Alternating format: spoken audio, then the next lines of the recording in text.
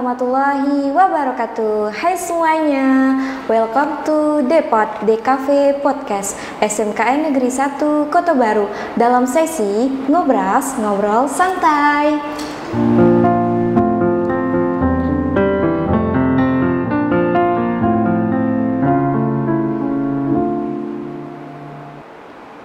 Kepuasan itu terletak pada usaha yang besar, bukan pada upaya yang kecil.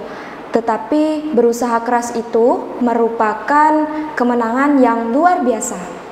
Bertemu lagi dengan Suci Tabah Ramadhani. Ngomong-ngomong, Suci nggak sendiri loh, tapi ditemenin sama alumni SMK Negeri 1 Kota Baru yang baru saja pulang dari Taiwan, yaitu Kak Aldi Hamzah Hansuri BSc. Hai Kak Aldi. Hai, ni hao. Apa ya Kak Aldi artinya? Oh, itu kayak buat sapaan di sana artinya kayak halo gitu juga. Oh gitu. Selamat datang ya Kak Aldi. Welcome. Siap. Apa itu artinya Kak? Selamat datang juga. Kayak welcome to gitu. juga. Ya. Ngomong-ngomong, gimana ya Kak rasanya proses Kakak dalam menuju ke universitas Kakak gitu? Perjalanannya ya? Iya, perjalanannya Kakak gitu. Perjalanan bisa dapat beasiswa, maksudnya perjalanan bisa kuliah di Taiwan. Ya, kuliah di Taiwan. Jadi waktu itu tuh sekolah kita SMK 1 Kota Baru tuh ada kerjasama sama SMK 2 Subang kalau nggak salah ya. Nah waktu itu SMK 2 Subang itu tuh dapat kayak orang dari Taiwan tuh datang ke sana SMK 2 Subang, terus buat nawarin ke muridnya, ada yang mau kuliah di sana nggak sambil kerja gitu. Nah waktu itu karena ada MOU atau kerjasama di SMK sini, jadi mereka nawarin tuh SMK 2 Subang. Nah terus terbung tuh jadi tuh tawarin pertama 7 orang daftar di sana kan. Terus waktu mau jalan, mau pendaftaran segala macam, hilang tuh orangnya, hilang saat 7, 6, 5, 4 gitu. Tinggal kalah sendiri waktu itu. Ya gitu sih. Berarti nggak betah berarti teman Kakak di sana ya? Bukan di sana, tapi teman waktu SMK di sini dulu. Jadi bukan nggak betah, mungkin aku rasa juga izin dari orang tua juga sih. Soalnya siapa juga sih yang mau orang tuanya yang mau anaknya kuliah jauh terus buat pulang pun mungkin juga susah deh gitu Kak. juga. Ya, kalau untuk universitasnya namanya apa ya Kak? Di sana ya universitasnya namanya Chengxin University. Itu lokasinya di Taoyuan, tepatnya di bawah kota Taipei, di bawah provinsinya. Maksud saya di bawah ibu kota Taipei, di Taoyuan ya. Betul. Ya, distrik Taoyuan. Ya, namanya juga orang desa ya Kak. Soalnya kan kita nggak pernah keluar kota gitu, apalagi keluar negeri gitu. Untuk biayanya Kakak di sana gimana ya Kak? Biaya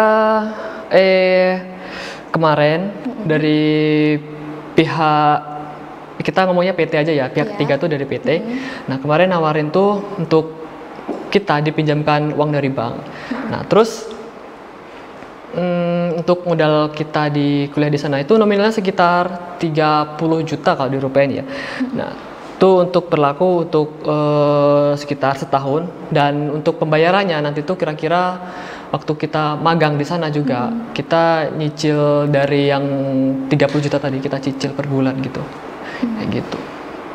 Kalau dengar-dengar Kakak nggak dapat beasiswa atau emang nggak ada beasiswa di sana gitu Kak? Mungkin beasiswa ada ya, mungkin kebetulan nggak dapat juga kali ya, soalnya ya gini lah. Nggak dapat beasiswa, jadi full bayar sendiri sih itu, dan itu wow banget. Wow banget sih Kak. Ya. Di sana Kakak kalau boleh tahu kerja apa ya Kak? Kerjanya di engineering, jadi kalau di sini mungkin kayak teknisi, kayak mekanik gitulah di bagian itu, buat repair mesin. Itu mesinnya untuk mesin semikonduktor gitu, buat mesin chip semikonduktor, barang-barang dari brand Apple. Ya, kayak gitu. Kendaraan Kakak untuk menuju ke kuliah Kakak itu gimana Kak? Nah, untuk kendaraan itu tuh kemarin ya 2 tahun berarti 4 semester, sekitar 4 semester.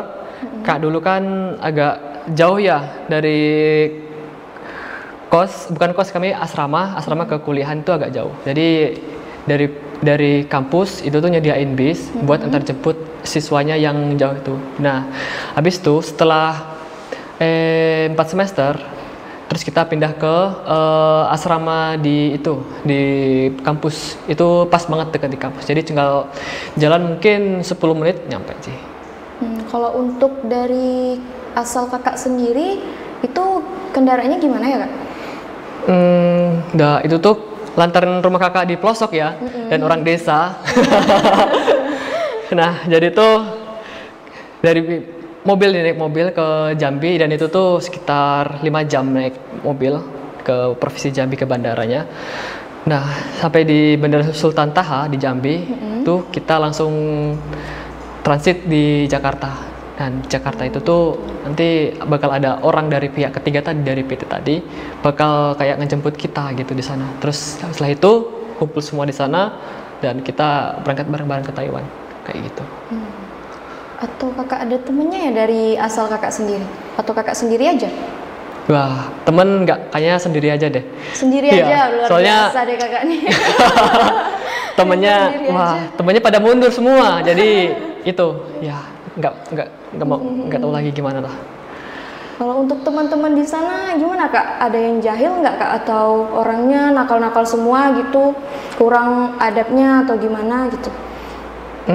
Teman dari Indonesia atau dari Taiwan atau gimana? Oh, dari Taiwan pastinya. Oh, dari Taiwan. Untuk teman Taiwan nggak ada ya. Malahan teman Taiwan tuh lebih kayak humoris gitu kalau udah kenal. Jadi keren. Kita ya gitu bercanda. Terus kalau ada olahraga, kita main olahraga bareng, main basket di sana gitu. Jadi enak sih. Kalau jahil terus bullying itu kayak nggak ada banget di sana. Nggak ada kak? Nggak ada bullying. Sama sekali? Nggak. Wow, keren. Jadi tertarik juga sih kak. Kalau untuk orang tua nih kak, ada nggak tanggapan orang tua kakak? Emang kakak nekat ke sana sendiri tanpa izin, atau emang udah diizinin dari orang tua atau gimana sih kak? Untuk izin orang tua,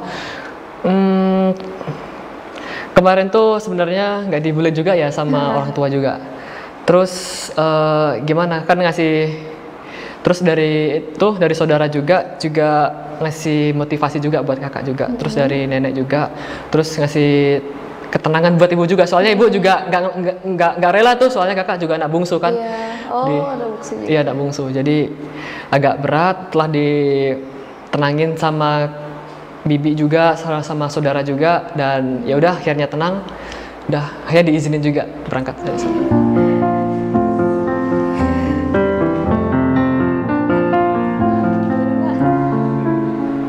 Oke kak, kalau untuk gaya hidup ya kak, mahasiswa di sana gimana sih kak?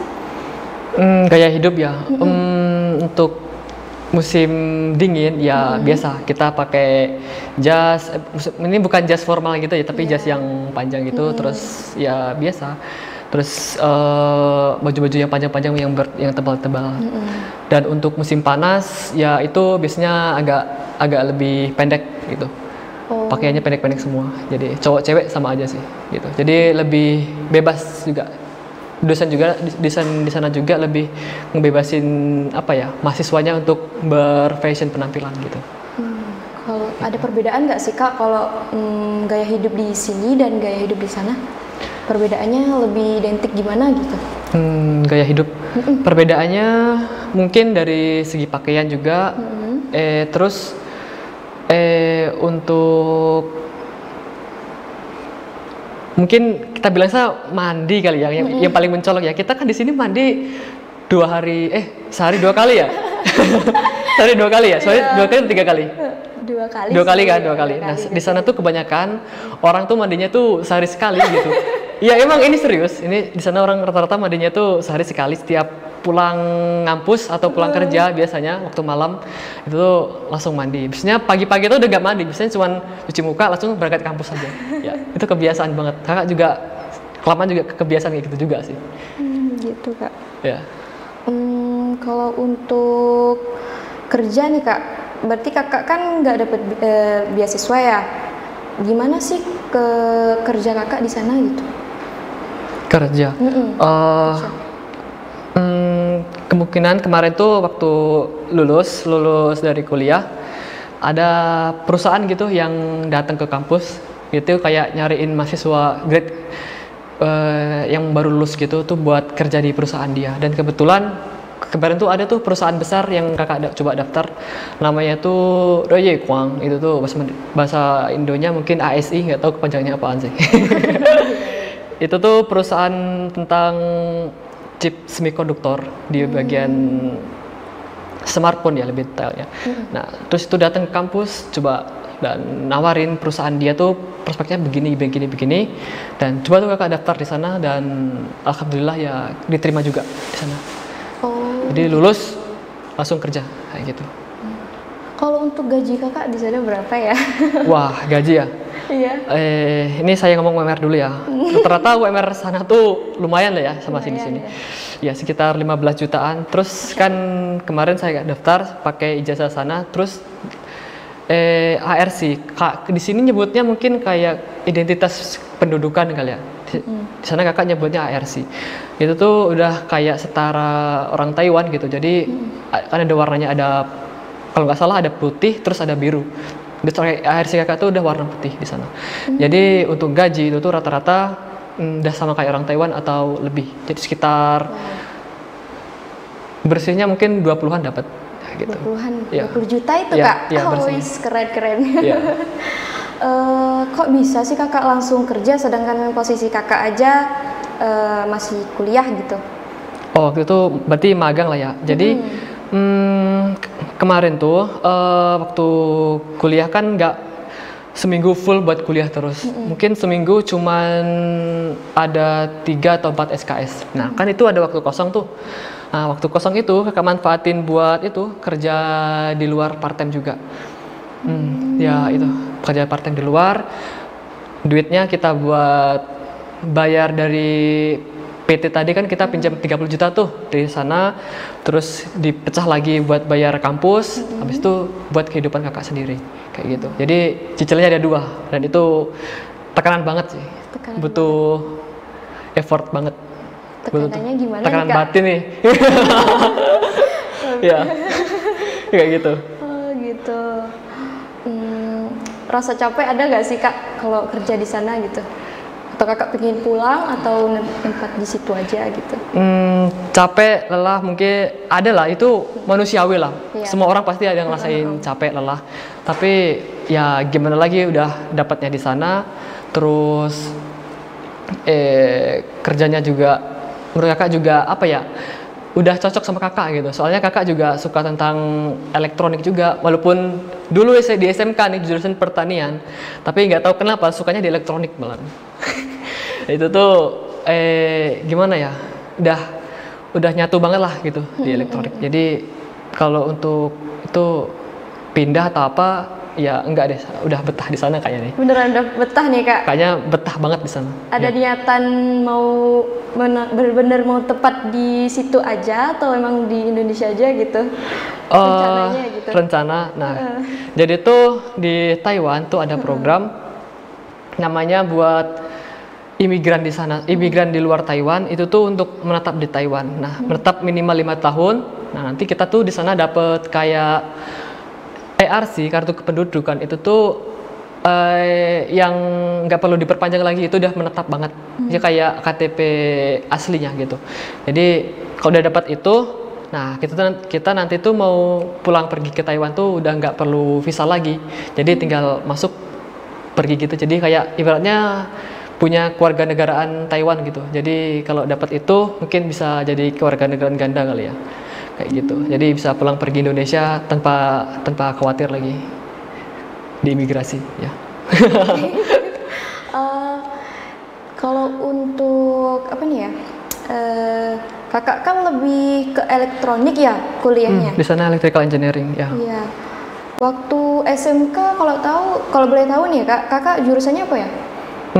Kayak tadi jurusannya apa di pertanian itu di pembibitan. Melenceng jauh kan ya? Ya, Itu jauh banget melencengnya. Kok bisa sampai melenceng jauh gitu? Ya itu, aku juga nggak tahu, mungkin ini udah, aku rasa juga udah takdir Tuhan juga kali ya. Ya udahlah, waktu itu keterimanya di electrical engineering, di listrik. Ya udahlah, kalau udah mana takdirnya ya udah, apa boleh buat. Iya, udah basah ya udah, basah sekalian gitu. Kalau untuk rasa kakak di sana gimana ya kak? Kayak ada gimana ya? Kayak lebih keunikan di sana tuh gimana sih gitu? Keunikan di sana? Keunikan gimana?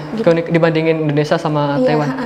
Oh, keunikan dari sana ya itu kelihatan jauh banget sebenarnya sih. Iya sih, Iya. jauh banget. Dari segi fasilitas, di sana tuh kebanyakan orangnya lebih suka pakai kendaraan umum, terutama bis sama kereta api MRT. Dan terus untuk orang-orangnya, walaupun di sana sedikit individual banget orangnya, tapi untuk apa ya, nggak saling mencaci gitu. Walaupun kita ada salah atau ada apa, mereka nggak langsung to the point untuk mencaci atau segala macam, enggak. Mereka cuman ngomong ya maaf aku salah gitu aja. Jadi gitu. saling apa ya, toleransinya sangat tinggi. Besar gitu ya, Kak? Toleransinya besar, cuman individual gitu. Oh gitu, dia lebih ke bodo amat tapi bodo amat tapi toleransinya besar tinggi juga gitu. kayak gitu. Keren juga sih kak. Kayak gitu. Ada nggak kak kejadian lucu-lucu di sana gitu? Waktu kakak kampus atau waktu di asrama gitu? Kira lucu ya. Ini sedikit memalukan juga sebenarnya sih. Itu waktu pertama kali ke Taiwan, itu kan bentuk toiletnya beda kan ya? Iya. Nggak kayak di sini beda toiletnya kan, bingung ini makanya gimana toilet nih kan? Jadi kebalik-kebalik. Toiletnya kebalik. Jadi pas waktu tanya kan, udah lama di sana, kan ada itu tanya-tanya ke orang yang udah orang Taiwan. Ini kok beda toiletnya gimana makanya? Oh salah, ini makanya tuh gini gitu. Jadi gitu sih, itu memaluin banget sih itu kak itu. Beda banget pasti ya kak? Iya, budayanya itunya beda banget dari bentuk fasilitas. Fasilitasnya. Gitu. Selain itu kak, ada momen lucu yang lainnya lagi kak? Kalau lucu apa ya? Nggak ada, cuman rasa kagum aja sih sama orang sana sih. Kagumnya kayak gini ya. Kemarin ada teman kakak juga waktu berangkat ke sekolah naik bis, itu ketinggalan jaketnya itu di bis, dan itu tuh nggak hilang gitu. Dia tunggu sekitar 1 minggu atau 2 minggu lah gitu. Itu tuh tetap di sana aja gitu. Biasanya kan kalau orang-orang yang apa kan banyak jahil gitu ya di sini ya. Biasanya tuh langsung diambil aja sama orang itu gitu. Itu nggak, kalau barang itu nggak milik kita, mereka maaf ya, ini barang ini nggak milik dia nggak bakal pernah ngambil gitu barangnya. Gitu. Keren sih. Terus toleransinya juga waktu itu ada yang kehilangan dompet juga, bukan dompet, handphone orang Taiwan kehilangan handphone, dan itu by the way handphonenya ketemu sama teman kakak juga, dan itu tuh diserahin sama BK, kalau di sini namanya BK gitu ya, B gampangnya. Terus dikasihlah BK tuh ke orangnya yang punya handphone tadi. Setelah dikasih, nyarilah orang tadi tuh, yang orang Taiwan tadi nyariin siapa yang nemuin handphoneku tadi gitu. Terus mereka nyariin setiap kelas, ketemulah di kelas kakak, dan mereka berdiri di depan terus ngucapin terima kasih ya udah dapetin handphoneku, kalau nggak ada kamu mungkin handphoneku udah hilang atau gimana gitu. Udah ketemu gitu. Jadi effort mereka buat menghargai orang lain tuh patut diapresiasi juga, dan kakak juga belajar banyak dari orang-orang sana juga sih, kayak gitu. Luar biasa berarti di sana ya. Juga orang sana tuh juga lebih itu juga suka itu berinvestasi. Kemarin kakak ada pengalaman juga waktu naik MRT, itu orang-orang tua di sana tuh pada nengok portofolionya dia gitu, investasi nggak tahu entah properti, bukan properti, saham, aku rasa saham deh. Nengok di portofolio dia, setiap kakak jalan pasti ada mama atau ai gitu. Ai by the way bahasa Mandarin itu artinya kayak bibi gitu. Oh, bibi. Kayak ai gitu tuh. Pada nengokin portofolionya dia gitu. Gimana naik gak sahamnya hari ini gitu. Wah gitu. Dia sangat melek banget investasinya dia. Keren. Kalau untuk kejahatan pernah nggak kakak rasain di sana gitu? Kejahatan Taiwan tuh termasuk negara yang aman ya. Jadi untuk kejahatan aku rasa ada, cuman nggak terlalu banyak. Soalnya di sana setiap gang, setiap jalan, setiap mobil, kendaraan itu tuh harus wajib pakai CCTV juga. Jadi setiap ada kejahatan atau apa kayak gitu, mereka selalu langsung ketemu palingnya, langsung ketangkap gitu. Soalnya buat lacak si maling atau si pihak yang bersangkutan tadi, yang jahat tadi itu gampang banget. Polisinya cekatan banget sih. Terus kemarin kakak ada pengalaman juga unik nih. Waktu itu kakak kehilangan dompet waktu jalan-jalan sendiri kan, kehilangan dompet. Dan itu tuh seharian bingung kakak nyari dompet. Terus laporlah ke polisi. Dan itu polisinya cekatan banget, langsung dibikin surat tugas segala macam. Dan itu menurut kakak wow banget sih sama polisinya. Banget, ya? Salut banget polisinya, itu cekatan banget dan langsung satset gitu ya kak? satset gitu. Orang Jawa satset. Iya, bagus sih. Nggak langsung nunggu. Nggak nunggu prosesnya. Nggak mikir-mikir. Okay. Langsung to the point. Langsung bikin surat tugasnya cari langsung gitu. Bikin surat tugas langsung ke lapangan langsung gitu ya kak? Langsung dicari. Itu salut banget sama polisinya. Oke.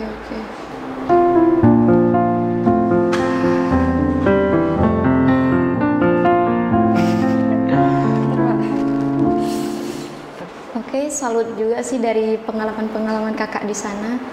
Untuk tahun pertama kakak di sana gimana ya kak pengalamannya?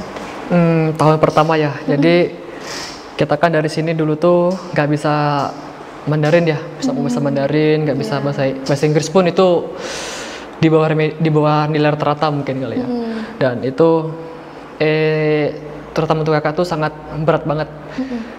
Apalagi jurusannya beda kan, jurusan di pertanian, terus pindah ke elektrikal, dan itu tuh bikin kakak stres juga waktu tahun pertama. Dan itu tuh kerasa bikin kakak down banget sih, soalnya di sana kan pada saingannya tinggi banget, dan itu tuh kakak kayak mulai lagi dari nol gitu. Dan itu tuh gila, dan itu kakak rasanya tuh tiap malam pengen nangis terus gitu, pengen pulang gitu, pengen pulang terus.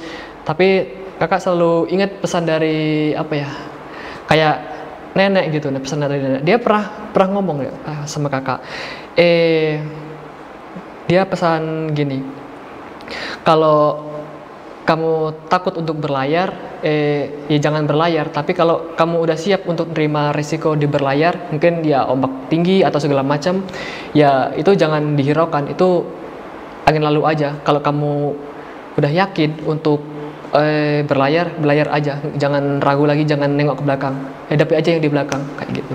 Dan kakak selalu dikuatkan dengan kata-kata nenek tadi itu di situ. Dan akhirnya itulah membuat kakak untuk terus bangkit terus di sana, kayak gitu. Berarti kakak termotivasi ya termotivasi dari kata-kata tadi. Dan terus akhirnya setelah itu itu ada teman kakak nih ngerekomendasiin buku juga, namanya dulu tuh The Atomic Habits sama Atomic Habit aja. Apa itu kak? Itu kayak membiasakan hal-hal kecil kayak gitu. Membiasakan hal-hal kecil. Ya, jadi di sana kakak coba untuk setup lagi diri kakak kayak gimana, dan untuk mulai lagi dari nol, dan nggak boleh nyerah lagi, pokoknya harus mati-matian, nggak boleh ketinggalan sama yang lain kayak gitu. Dan mulai membiasakan diri, dan itulah mulai agak bisa bangkit lagi dari situ, mulai bangkit, dan akhirnya bisa lulus sampai sekarang. Dan itu bersyukur banget. Sangat bersyukur banget sama Yang Maha Kuasa. Ya. Kalau dalam bahasa kakak kan di sini bahasa Indonesia ya kak, di sana kan bahasa Mandarin ya. Awal mula kakak bisa berbahasa Mandarin itu pasti sulit ya kan kak. Gimana sih kak kok bisa berbahasa Mandarin sekarang sampai lancar gitu? Itu tuh ngelihat dulu dari potensi kita. Kita tuh ini tadi dari saran dari Atomic Habits tadi ya, itu kan kakak baca di sana. Jadi dia tuh pernah ngomong, kita tuh harus tahu potensi kita sendiri. Kita harus tahu model sistem belajar kita sendiri. Setiap orang dilahirkan ke dunia itu tuh memiliki karakter kepribadian yang berbeda-beda. Nah, disitulah kita bisa cari kelebihan kita tuh di mana sih? Kalau kita belajar, lebih masuk kita tuh dari mana? Ada orang yang belajar, tipenya belajar di ruangan, fokus ke guru, ada. Tapi ada sebagian orang yang belajar tuh nggak bisa di dalam ruangan. Kadang di ruangan tuh dia ngantuk terus hawanya tuh pengen cepet pulang aja, ya kan kayak gitu kan. itu mungkin coba dicari lagi. Biasanya anak kayak gitu coba untuk belajar di luar, entah mungkin belajar di tempat sepi atau yang tempat ramai, atau belajarnya sambil main game atau apa. Nah, setiap orang ini punya karakternya kayak gitu, dan ternyata kakak itu karakternya lebih suka belajar di luar gitu, langsung ke lapangan, langsung to the point, ngomong ke orang Taiwannya gitu. Jadi kakak belajar di meja, hafalin semua kata, besok langsung praktek kayak gitu. Dan itu berhasil, sangat berhasil. Berhasil ya kak. Kayak gitu. Kalau untuk anak-anak di sana tuh gaya pembelajarannya gimana sih kak? Kalau di sini kan kadang gampang bosen ya kak, atau sama aja di sana gitu? Kalau untuk kuliah, cara pembelajarannya ya lebih bebas ya. Diusahain malah ngebebasin mahasiswanya tuh, terserah mau masuk enggak masuk ya udah kayak gitu. Yang penting nilainya lengkap, nilainya nggak di bawah KKM, lulus, udah nggak apa-apa. Jadi dikasih kebebasan gitu. Tapi kalau kita kayak gitu terus, kayak kita malas-malasan terus, ya gimana kita dapat ilmunya di sana gitu. Iya, Ya, jadi ya gitu, walaupun dosen ngebebasin, tapi tetap kita harus belajar dan berjuang di situ. Iya. Gini kak, dari kakak udah jadi alumni, kesan kakak di sana itu gimana sih kak, untuk adik-adiknya gitu, kesan-kesan kakak untuk Pesan ya? adik-adik ya. Pesan-pesan. Untuk pesan, kakak apa ya, nggak jauh-jauh aja. Yang penting kalian bisa kenal sama diri kalian tadi, bisa kenal, tahu potensi kalian, dan dari lebih jauh di situ. Kita nggak harus seperti kakak. Kalian, kakak pernah keluar negeri nih, aku pengen jadi seperti kakak, kuliah di luar negeri. Itu nggak harus. Yang paling penting kalian bisa kenal sama diri kalian, tahu potensi kalian, dan kembangin di situ. Dan itu bakal kalian bisa menjadi kesuksesan terbesar buat diri kalian. Pasti kalian akan bangga sama diri kalian sendiri suatu saat. Oke. Kayak gitu. Ada motivasi nggak kak untuk adik-adik di SMK atau adik-adik di luar Indonesia juga boleh, atau di Indonesia juga boleh gitu? Motivasinya. Motivasi ya? Iya, motivasi. Kok bisa kakak bisa sampai ke Taiwan gitu, gimana sih motivasinya gitu untuk adik-adiknya gitu? Agar bisa ke Taiwan ya? Iya, benar sekali.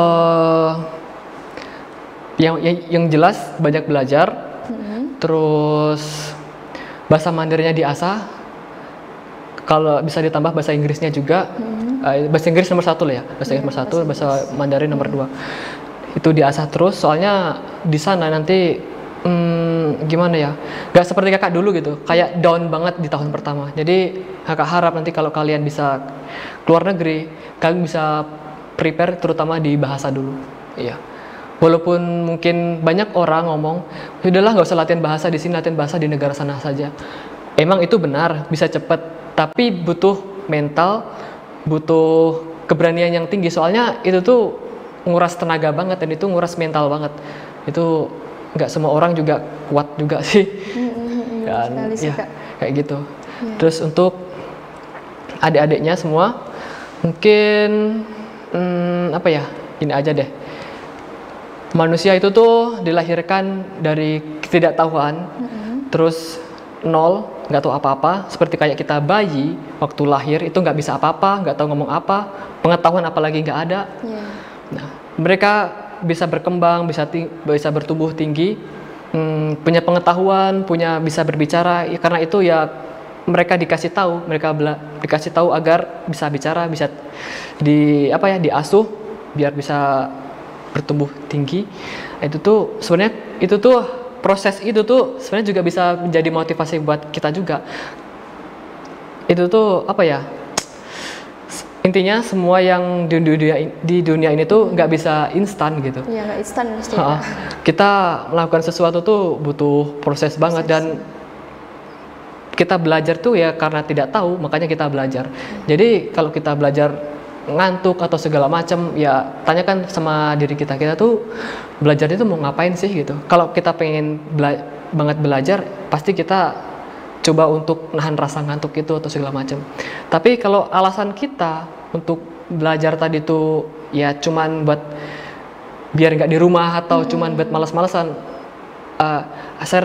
kakak rasa itu value buat dia ke sekolah itu nggak dapat gitu. Ya, Kak. Intinya kita melakukan sesuatu harus ada alasan kayak gitu. Apa alasan kita? Baru kita bisa bertindak. Kalau untuk alasan kakak itu gimana ya kak? Alasan kakak ya? Kakak kok bisa berasa banget gitu kakak tuh datang ke Taiwan gitu? Karena kakak tuh dari dulu tuh gini ya, pengen gimana caranya kuliah, duitnya kita tuh nggak nanggung, orang tua tuh nggak nanggung biaya kuliah kita bisa kerja sendiri, kita bisa biayain kuliah kita sendiri. Nah, motivasi kakak buat kuliah tuh kayak gitu. Kalau kayak gitu nggak dapat, mungkin kakak cuman kuliah di sekitar sini aja yang murah-murah gitu aja. Dan ternyata tuh dari program itu tuh nawarin kayak gitu, pas banget tuh. Ada program kayak gitu, kuliah sambil magang. Wih, nggak ngeluarin duit orang tua nih, kayak gitu. Coba deh masuk di sana, dan itu motivasi kakak dia buat kuliah di luar negeri kayak gitu. Kakak ini kan luar biasa banget mandiri gitu ya kan kak. Kalau bisa sih kakak lebih gimana ya, kayak lebih memotivasikan ke adik-adiknya gitu kan. Tadi sesuai yang kakak bilang tadi, apa aja sih cara kerja kita gitu dalam sekolah gitu. Kayak misalnya kan di kakak tadi kan itu jurusannya pertanian gitu ya. Gimana sih caranya kalau kita bisa bekerja atau sambil kuliah gitu, gimana gitu caranya? Yang jelas kita harus bisa ngatur waktu, terus dan itu tuh butuh effort yang tinggi juga, soalnya juga agak gampang kayak gitu. Dan kayak yang kakak bilang tadi, kita harus punya alasan yang kuat kayak itu. Soalnya kadang itu kalau kita lagi ada tugas banyak atau skripsi banyak, itu terus kita ditambah lagi kerja, itu pasti nguras banget dong waktunya. Kadang semalam tuh nggak bakal bisa tidur, soalnya walaupun tugas udah selesai tapi pikiran tuh masih jalan terus, kayak gitu. Jadi temukan alasan kalian tuh untuk apa, buat berbuat, alasan buat kuliah, alasan buat kalian belajar, itu tuh pancing terus. Apa alasan kalian? Harus dicari terus pertanyaan itu tuh. Motivasi menurut kakak itu penting banget gak sih? Motivasi itu kakak penting banget. Penting banget ya? Penting banget. Soalnya itu yang bakal menguatkan hati kita untuk mengambil keputusan. Soalnya keputusan itu tuh diambil dari mental yang kuat. Mental yang kuat itu tuh diambil dari motivasi yang kokoh di hati. Kayak gitu.